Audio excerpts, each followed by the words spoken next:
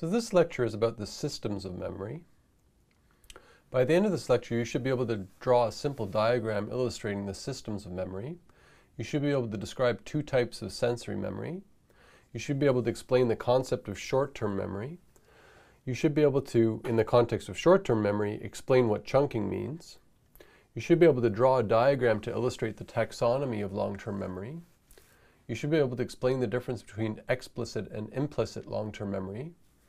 You should be able to describe two sorts of explicit long-term memory, and you should be able to describe three sorts of implicit long-term memory.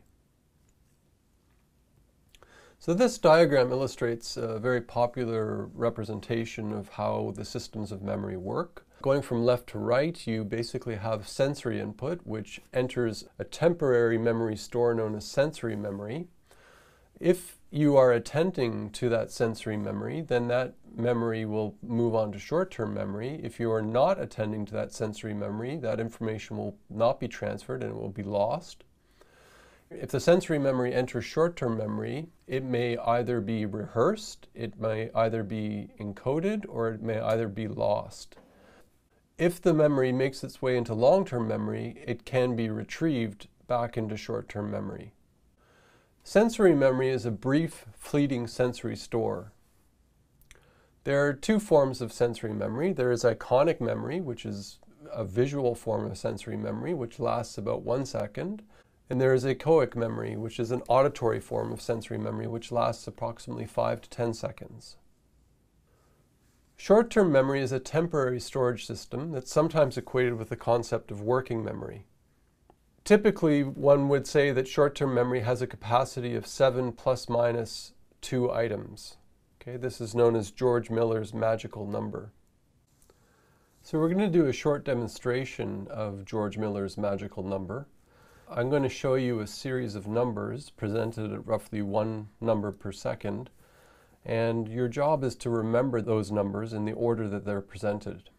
And at the end of the presentation of the numbers, I would like you to write down any numbers that you've remembered in the order that they were presented. So here we go.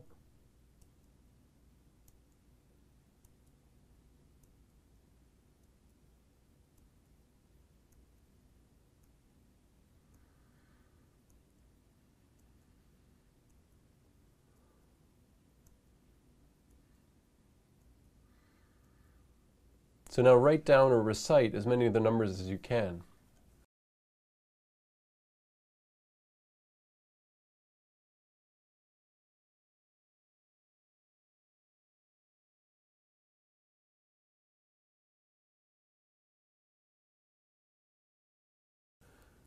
How many were you able to recall? As George Miller said, typically most people recall somewhere between 7 plus or minus 2. For your reference, there's the list of numbers, so you can check how many errors you made. Is it possible to remember more than that many numbers? Well, the answer is yes, but you have to use a system called chunking.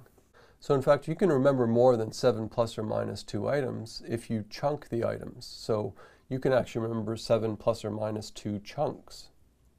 So if you took this long string of numbers and you chunked it like this into what look like years, you probably would be much better able to remember those than if you remembered them in this fashion.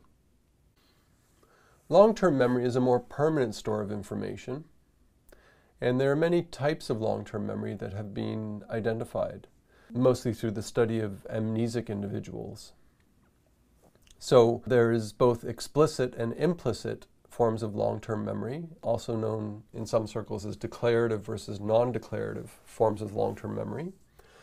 And amongst the explicit forms of long-term memory, there are both episodic forms of long-term memory and semantic forms of long-term memory.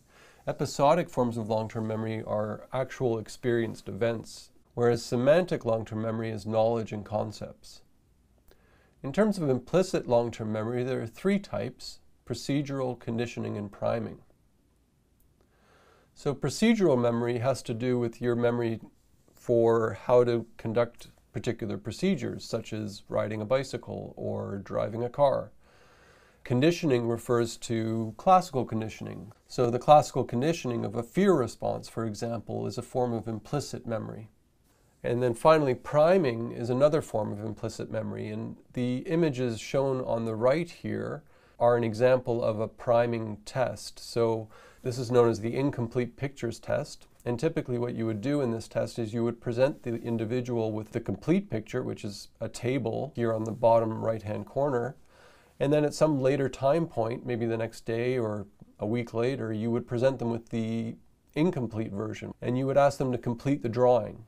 And what you would find is that compared to someone who hadn't seen the complete picture, a person who had seen the complete picture would be much better able to complete this incomplete picture. This is an example of priming.